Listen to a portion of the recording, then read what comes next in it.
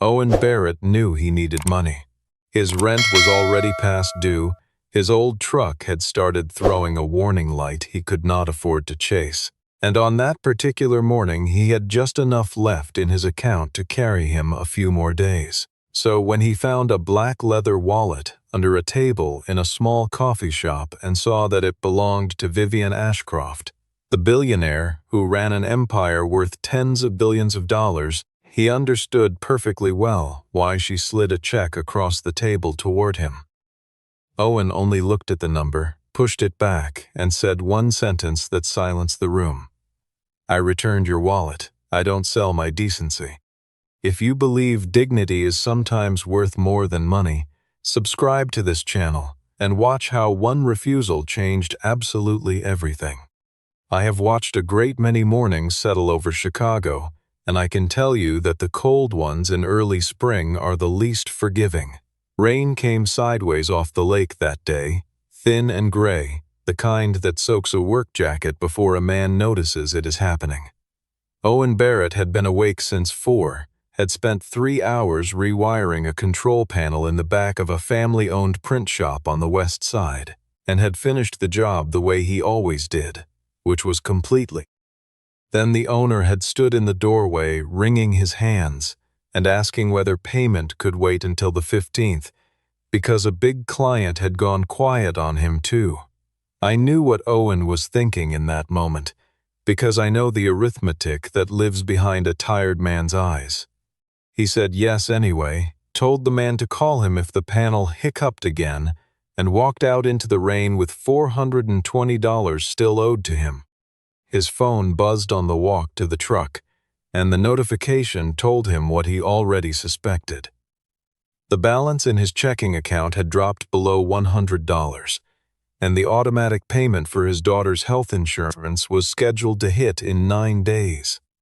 Owen did not curse or slam anything. He had been divorced for 6 years and had been raising a child alone for most of them, and that arrangement burns the drama out of a person until only planning remains. He sat in the driver's seat with his hands on the wheel and did what he had trained himself to do, which was to break an impossible month into a sequence of solvable Tuesdays. Then the engine turned over on the 3rd try, which felt, briefly, like luck. He stopped at a coffee shop on the corner of a street where the neighborhood was still deciding what it wanted to become. It was the cheap kind, with mismatched chairs and a chalkboard menu that had not been updated since the fall, and he ordered the smallest coffee they sold because it came with free refills. He sat by the window for 11 minutes, warming his hands, watching delivery trucks fight for the same 12 feet of curb.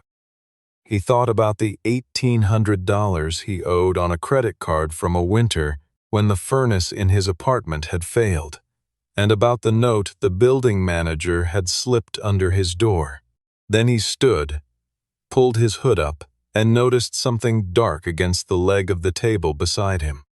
It was a wallet, and even wet it looked expensive in a way that had nothing to do with logos. The leather was soft and had been resoled at the seams by someone who repaired things instead of replacing them, and Owen registered that detail before he registered anything else, because he was a man who noticed maintenance. He opened it to look for a name. Inside was a driver's license belonging to a woman named Vivian Ashcroft, 3 credit cards in a metal color he had only seen in advertisements, roughly $600 in cash, a small rectangular security key on a black lanyard clip, and a photograph turned face down against the leather so that only its aged white back showed. He recognized the name immediately, because the Ashcroft Meridian Group had been in every business segment on the radio for a month, something about a merger the size of a small country's budget. He did not turn the photograph over. I want that noted because most people would have, and because the smallest choices are the ones that reveal a man before he has had time to arrange his face. He carried the wallet to the counter and told the young woman working there what he had found, and she offered to lock it in the safe behind the register until somebody called. Owen thought about it for a moment, then shook his head. because he had once lost a tool bag to a lost and found and had learned that good intentions evaporate over a weekend. There was a business card tucked in the billfold with an address printed on it, a tower downtown he had driven past 100 times without ever once looking up at the top floors. He decided he would take it himself on his own gas, on a morning he could not afford to spend. A man at the next table had been listening, the way men in coffee shops listen, and he laughed into his cup. He said a woman like that would never miss a couple $1,000s. And that the universe hands out gifts to people who need them, and that a smart guy would take the cash and mail back the rest. Two other customers smiled at the joke because it was the kind of joke that feels like solidarity. Owen zipped the wallet into the inside pocket of his jacket and answered without any heat at all.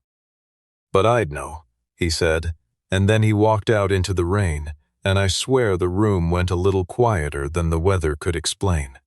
The Ashcroft Meridian Tower rose 41 floors above the river, all pale stone and glass that reflected the low clouds back at the city. Owen parked 6 blocks away because the garage rate was $14 for the first hour, and he was not going to pay $14 to give something back. He walked in with his boots leaving marks on marble the color of milk, his jacket dripping, his hand still carrying the faint gray of machine grease that never fully leaves a man's knuckles no matter how he scrubs. The lobby smelled like cold flowers and money. 2 security officers watched him cross the entire length of the floor before either of them moved, and when the older one finally stepped out from behind the desk, his voice was polite in the way a locked door is polite. "You sure you've got a reason to be here?" Owen told him exactly what he had, which was a wallet belonging to the woman whose name was carved into the wall behind the desk, and the officer's expression did not change at all. He was asked to stand aside, near a bench nobody ever sat on, while a call was made upstairs and then a second call, and 14 minutes passed while he watched people in beautiful coats pass through turnstiles that opened for them without being asked. A younger guard suggested that the wallet be surrendered at the desk so the visitor could be on his way, and Owen declined, not rudely, simply saying he would hand it to the owner or to someone the owner named. That was when a woman in a charcoal suit came out of the elevator bank with 2 assistants trailing her, saw the wet man by the bench, and stopped the way a person stops when they smell something unpleasant and want to identify it. Her name was Celeste Blackwood, Chief Strategy Officer, 45 years old, the daughter of a family that had been buying and selling infrastructure since before the interstate system existed. She asked the guard what the situation was, listened to 11 seconds of it, and then turned her attention on Owen with a directness that was meant to be uncomfortable. She asked whether he had taken anything out of the wallet. She asked how he had come to be in that particular coffee shop at that particular hour, and whether he had been following anyone, and whether he understood that attempting to leverage a lost item for access to an executive was a matter the company took seriously. Owen answered the first question with one word and ignored the rest, and then he said that if she would simply call Vivian Ashcroft, this would be over in 90 seconds, and everyone could get back to their day.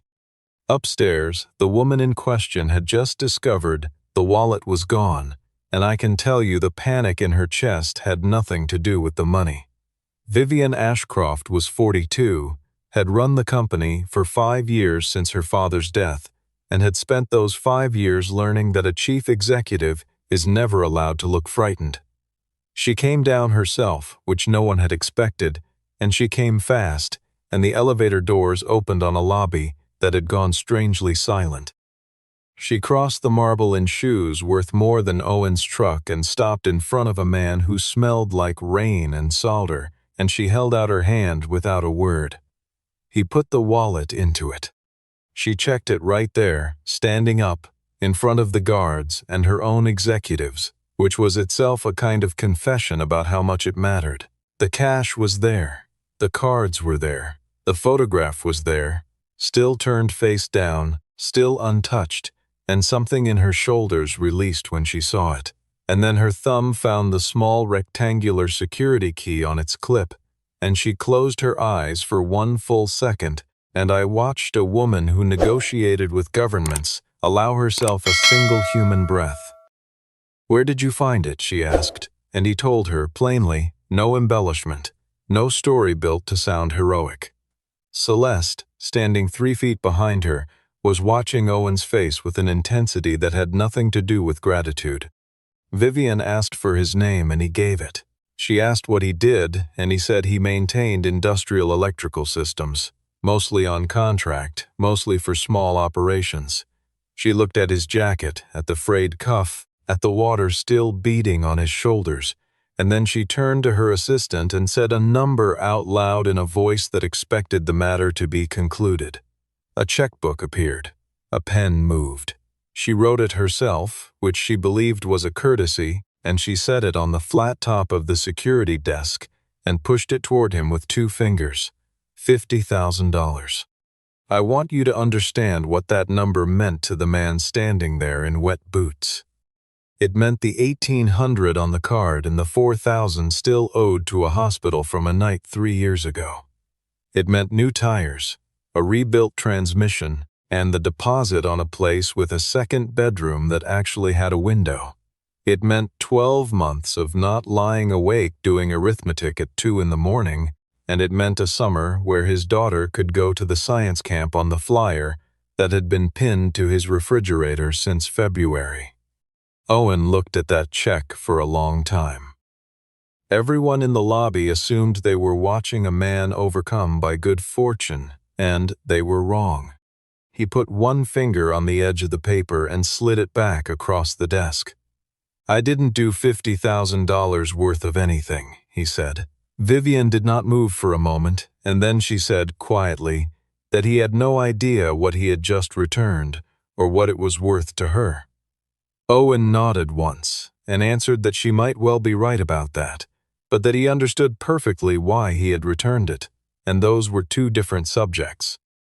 Celeste laughed then, a short sound with no warmth in it at all, and said that everyone had a price and that refusing the first offer was simply the oldest negotiating tactic there was.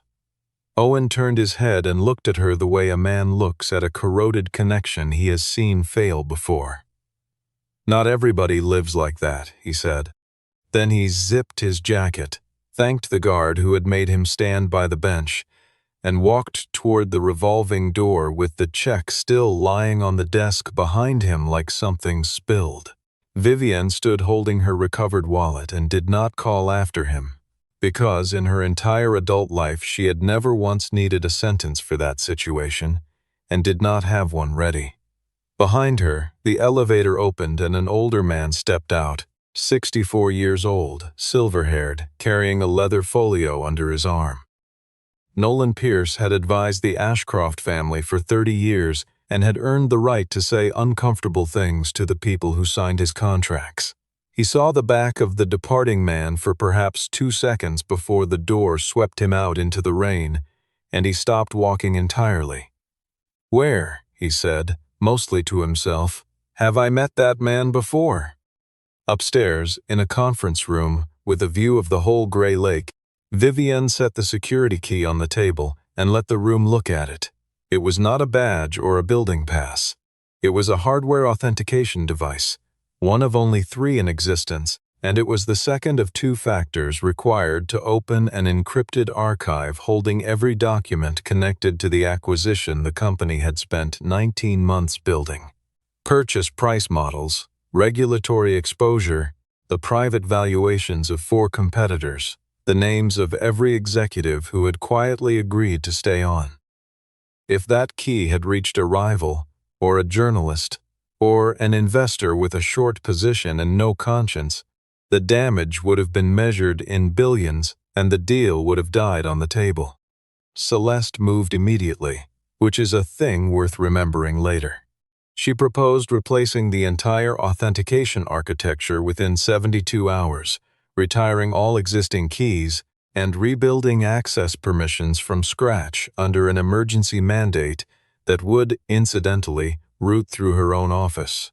Nolan Pierce listened to all of it with his fingers laced together and asked one question, which was why a wallet that had never left a coffee shop for more than 40 minutes should require the demolition of a system that had held for 6 years.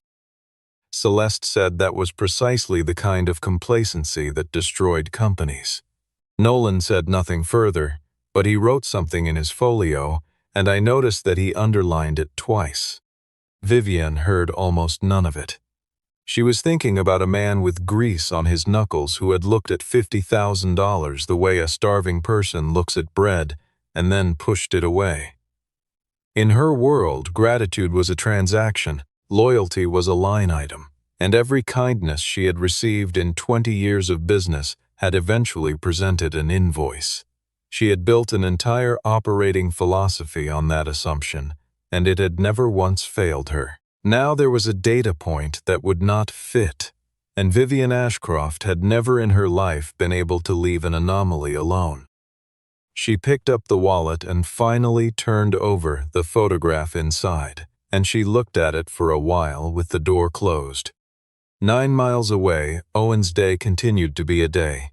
The transmission shop called with a number $400 higher than the estimate, because a seal had failed behind the part they had gone in to replace. The building manager left a second notice, printed on yellow paper this time, which is how you know a landlord has stopped being friendly. He made spaghetti for dinner, helped with a fractions worksheet at the kitchen table, and said the thing parents say, which is that everything was fine and would keep being fine. Then, after the hallway light went off, he sat alone and took Vivian Ashcroft's business card out of his jacket, and he held it for a long moment. He did not call. He put it in a kitchen drawer under a roll of electrical tape and closed the drawer. Understand him clearly, because this is the hinge of the entire story. He did not regret refusing the money. He also was not pretending that the refusal had cost him nothing, because it had cost him a great deal, and he was too honest a man to dress the wound up as a philosophy. He simply believed that if a thing was only right when it was affordable, it had never been a principle at all. That belief did not pay his rent. It just let him look at himself while he failed to. 8 days later, his phone rang at 6 in the morning with a number he half recognized. A distribution facility out past the interstate had lost the control system governing its conveyor lines and dock automation, and 41 trucks were sitting in the yard with nothing moving. The primary contractor had sent 2 technicians who had spent the night reading manuals and had gotten nowhere. A site manager named Dale Hoffman remembered hiring a freelance reliability guy 2 years earlier who had fixed a similar cabinet in a single afternoon, and he dug through old invoices until he found the name. He offered a rate that made Owen sit down on the edge of his bed. Nobody told him whose warehouse it was, and the sign at the gate said only the name of the logistics subsidiary, 3 letters and a number. Owen was inside the electrical room by 7:40.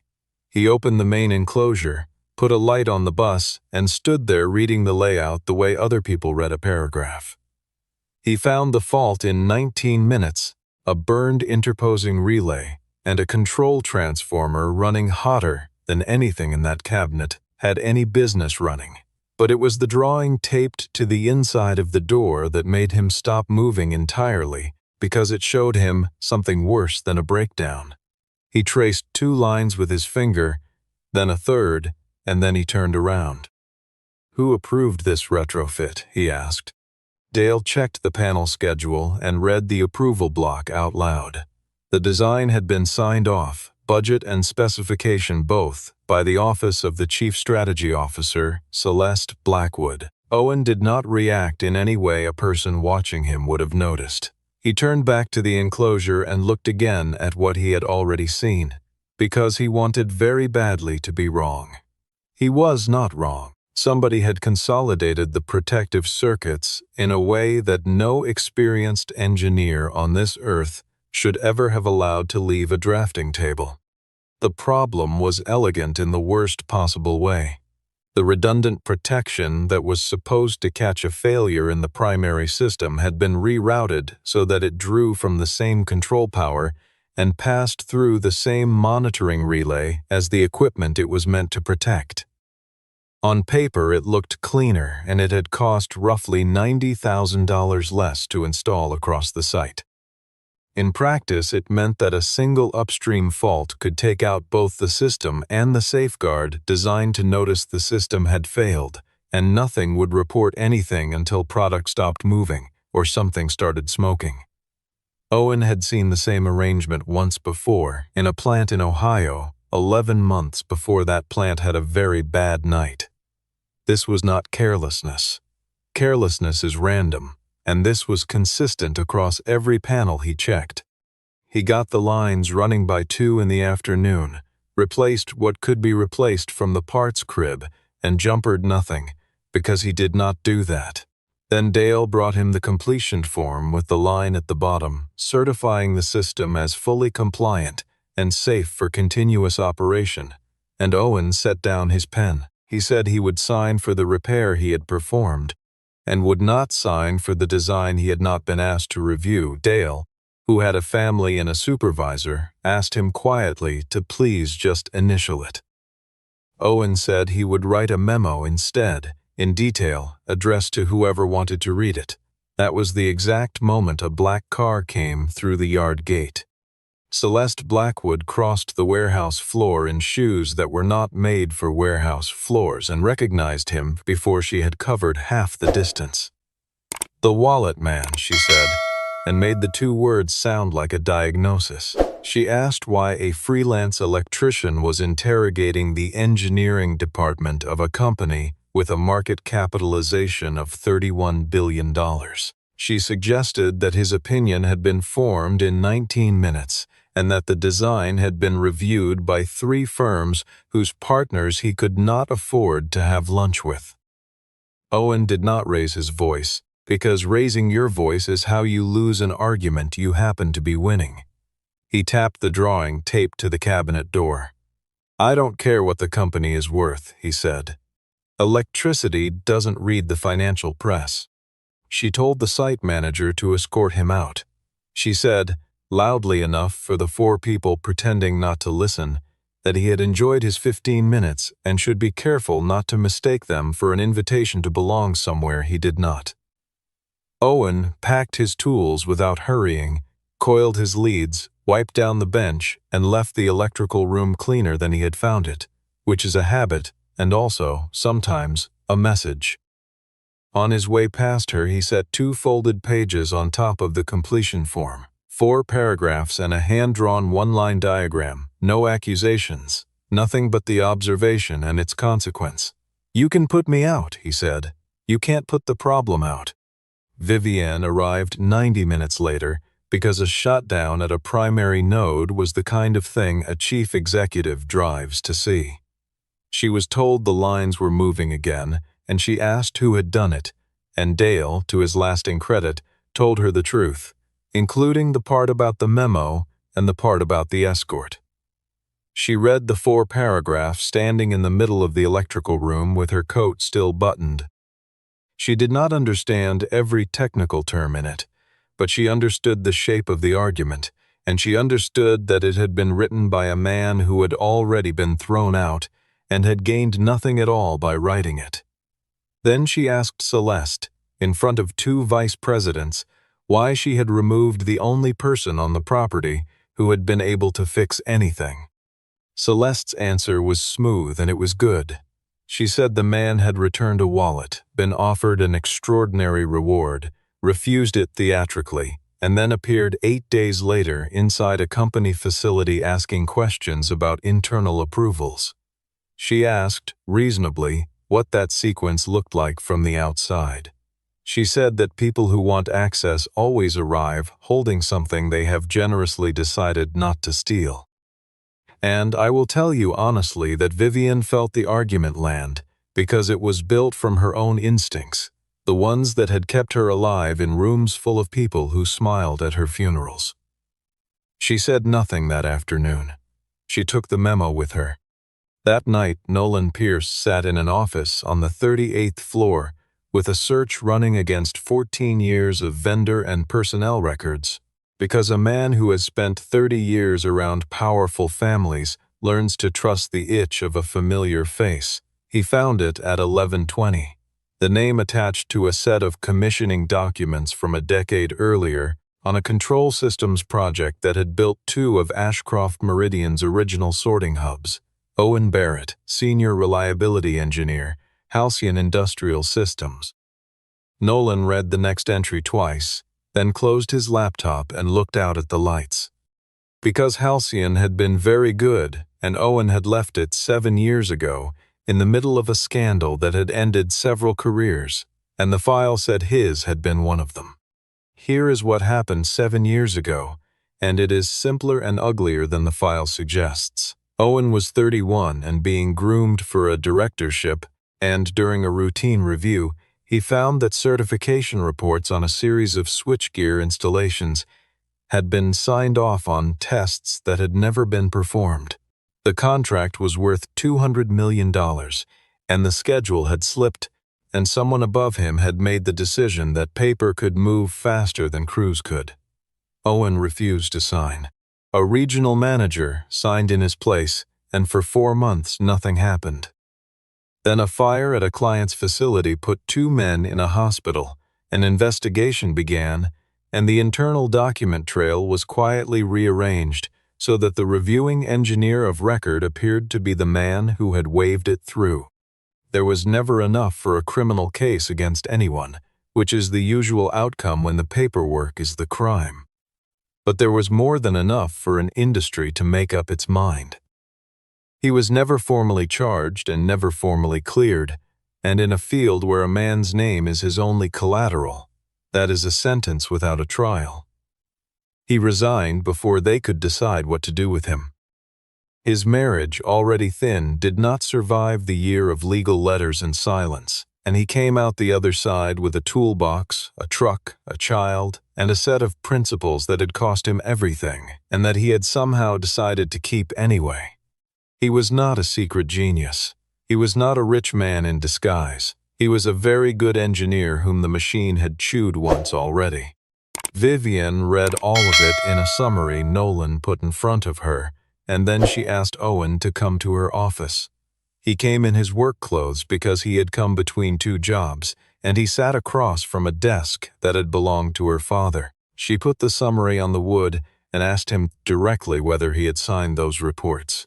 He said he had not and offered nothing else, no context, no plea, no story about how hard it had been. She pressed because pressing is what she does, and asked why he had never fought publicly to clear his name. He said that the people who mattered to him had never needed convincing, and the people who needed convincing had never mattered. Then he stood up. He said that if she had already decided that a folder was more real than the man sitting in front of her, then the conversation had nothing left in it, and he thanked her for her time and moved toward the door. And Vivian Ashcroft, who had spent 2 decades watching people find reasons to stay in her office 1 minute longer, discovered that she was on her feet asking him to sit back down. He did. She sat too, and for a while neither of them said anything. She told him why the wallet had frightened her, and she told him the smaller half first, which was the security key and the archive and the deal. Then she turned the photograph over on the desk, and it was a picture of a man in a hospital chair by a window, thin, smiling anyway, taken 11 days before he died. It was the only print of it that existed. She said she had carried it for 5 years and had never once told anyone it was in there, because in her world an item you cannot bear to lose is simply a lever somebody has not yet found.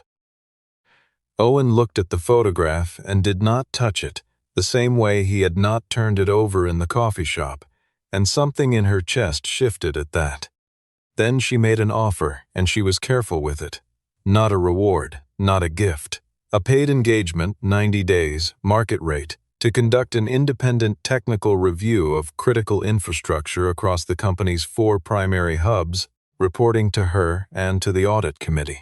She had her general counsel drafted on standard vendor terms so that no one could later call it charity. Owen read the whole document, all 9 pages, including the schedules, while she waited. Then he signed it. "This is money for work," he said. That's a completely different thing from money for doing the right thing. They gave him a badge, a laptop, and access to 11 years of maintenance records. And he started that night because nights were quiet, and he liked quiet. He worked backward from failures, which is the only honest direction, building a spreadsheet of every unplanned outage across the network and matching each one against the vendor who had last touched the equipment. By 2 in the morning, a pattern had begun to show itself, faint at first, the way corrosion shows before anything actually breaks. One name kept surfacing on the invoices for the most expensive maintenance contracts and the worst performing sites. Blackwood Infrastructure Partners. Nolan joined him the following evening, and the two of them worked in a small conference room with the blinds down for 6 days. What they assembled was not complicated once you saw it. Over 4 years, 38 maintenance and upgrade contracts worth roughly $260 million had migrated from competitive bidding to sole source awards, and every one of the winners traced back through 2 holding companies to the Blackwood Family Trust. Prices had risen an average of 31%. Performance had fallen. Field reports flagging deficiencies had been consolidated into quarterly summaries that used the word satisfactory the way a fog uses a coastline. 2 directors held limited partnership interests in a fund that owned a piece of the parent. And the point of it was never simply theft, which Owen said out loud on the 4th night, because theft would have been smaller and safer. Degrade the network slowly. Let reliability metrics sag just before the largest acquisition in the company's history, so the diligence teams find fragility and the price gets questioned. Let the board start whispering that a chief executive who inherited her chair has finally been caught out by real operations. Preston Wexler, 51, a director whose family bank had underwritten half of the company's debt, had spent 9 months talking in meetings about investor value and disciplined leadership. When the vote came, the fund he was aligned with would already have its position, and Celeste Blackwood would be standing in the doorway with a plan and a calm voice. Then Owen worked out the part that turned his stomach. If that wallet had vanished for good, the loss of a hardware key controlling the acquisition archive would have become the single cleanest argument anyone could make. That the chief executive had been personally careless with the most sensitive asset the company owned. It was the perfect trigger event, unanswerable, humiliating, and entirely her fault. Which raised a question he did not want to ask and asked anyway. A wallet that lives in an interior coat pocket does not simply arrive on the floor of a coffee shop on the one morning when its disappearance would be worth several $billion. Vivienne did not believe it at first, and I do not blame her for that. Celeste had stood beside her at her father's funeral. Celeste had run point through 2 hostile approaches and a regulatory review that nearly ended them. 13 years of proximity is not evidence, but it feels like evidence, and it took Owen an hour to get her past it. He did not argue about character at all. He put the invoice trail, the outage log, and the bid history side by side on the table and said the only sentence that ever works. This isn't about whether you trust me or you trust her.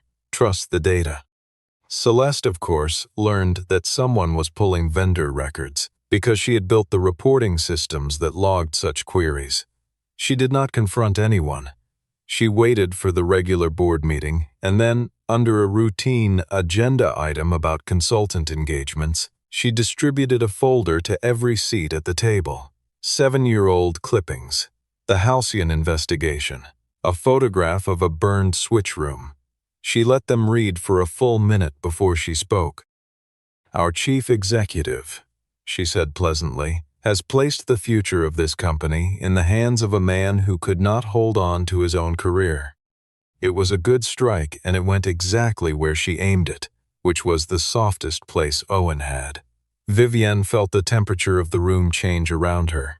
Preston Wexler removed his glasses, said that no one doubted anyone's good intentions, and then moved that the consultant be removed from all systems access immediately pending a review of his background. Two directors nodded before he finished the sentence. Nolan began to speak and was talked over. And Vivienne Ashcroft sat at the head of a table she had inherited and understood that she was about to make a choice with no safe option in it. Believe a man she had known for 19 days, or believe the people who had been standing beside her chair since she was old enough to sit in it. What she did was the thing that satisfies nobody. She refused to terminate the engagement, and she also declined to defend it, saying only that the review would conclude on schedule and that she would bring findings to the audit committee when findings existed.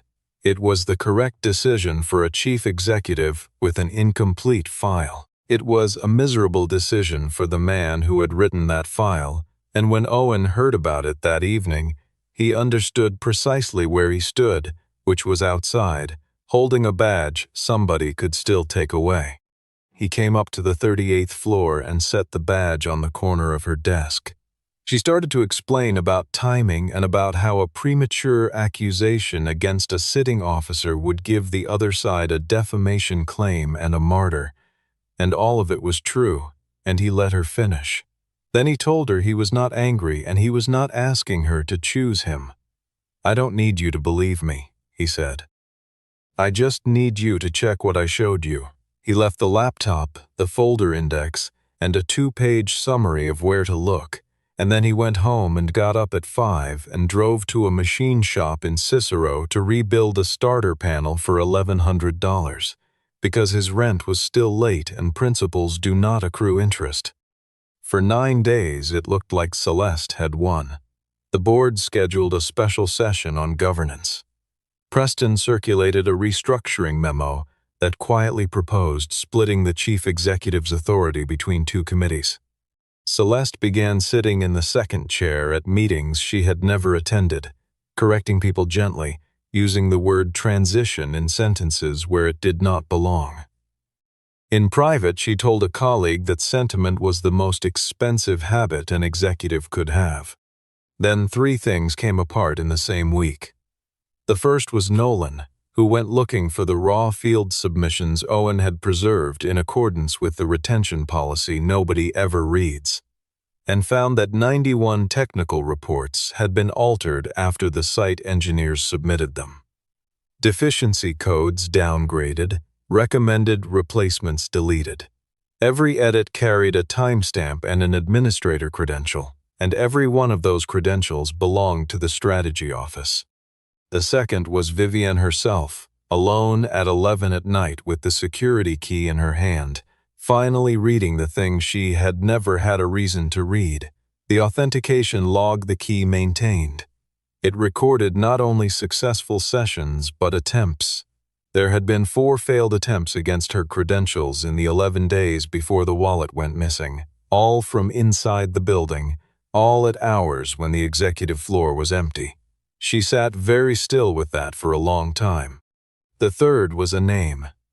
The archive holding those logs lived on a server outside the standard governance stack, provisioned 2 years earlier under a special authorization, and when Nolan pulled the approval record, the signature block was not Celeste's at all. Preston Wexler had signed it, which meant a director had personally authorized the infrastructure that hid the edits, and that is the difference between a bad manager and a conspiracy. Vivienne called Owen at 10 past midnight. He did not answer because he was 40 feet up in a lift at a cold storage plant with a flashlight in his teeth and his phone in the truck. When he climbed down at 2 in the morning, there was one message waiting. "You were right, and I need to fix it." The special session convened on a Thursday at 9 in a room with 11 people around a table and a pitcher of water nobody touched. Celeste opened it, and she opened it well, moving directly to a resolution expressing no confidence in the chief executive and recommending an immediate division of authority. Preston seconded. Someone asked whether the vote should wait for the acquisition to close, and Celeste said that waiting was exactly how boards ended up explaining themselves to regulators. Vivian let her finish. Then she set a bound document in front of each seat and asked for 20 minutes before any vote. There was no shouting. There was no dramatic accusation. There was only paper in order, which is a far more frightening thing. Section 1. The migration of 38 contracts to entities owned by a single-family trust. Section 2. The cash flows with the 31% premium calculated per site. Section 3. The 91 altered field reports with before and after screenshots and the administrator credential on each edit. Section 4. The server authorization signed by a sitting director. Section 5. The authentication log showing 4 attempts against her credentials in the days before a wallet fell out of a coat. Celeste's composure was genuinely impressive. She said the analysis had been produced by a discredited outside contractor with an obvious motive, that the edits reflected routine quality control, and that she would not have the reputation of her family's businesses destroyed by a man who fixed conveyor motors. She was still speaking when the door opened. Owen came in with Nolan Pierce and with a woman named Margaret Ellison, the managing partner of the independent audit firm the committee had retained the previous afternoon, and she was carrying her own copy of the file with her own seal on the cover. Celeste looked at the three of them and produced one last laugh. "Are we seriously taking direction from an electrician?" "No," Owen said. "You're listening to your own company's data. I didn't write any of it. Your systems did, and they've been trying to tell you for 4 years." Margaret Ellison spoke for 6 minutes, and her sentences were dry and short and did not contain a single adjective, and that is what ended it. The resolution against Vivian was withdrawn before it reached a vote, because nobody in that room wanted their name recorded next to it. Celeste Blackwood was suspended immediately pending an independent investigation, her credentials revoked while she was still seated. Preston Wexler was required to step down from every committee he sat on, and his counsel advised him to say nothing at all, which was the first good advice he had taken in 2 years. All contracts with entities connected to the Blackwood Trust were frozen and referred out for forensic review. No one was dragged out. No one was arrested in that room.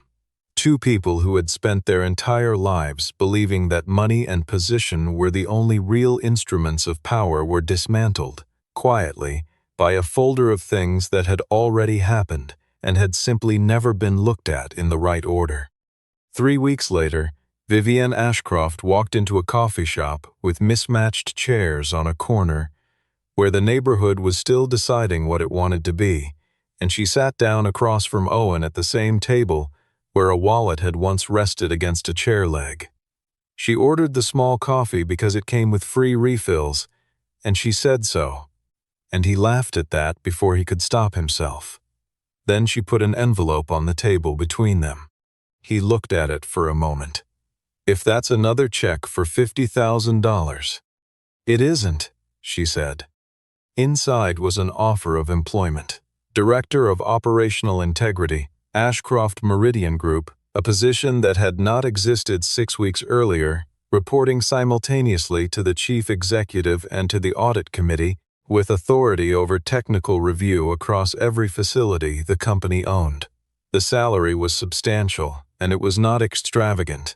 It was what the responsibility was worth, calculated by somebody who had clearly asked what other companies paid and then not tried to be clever about it.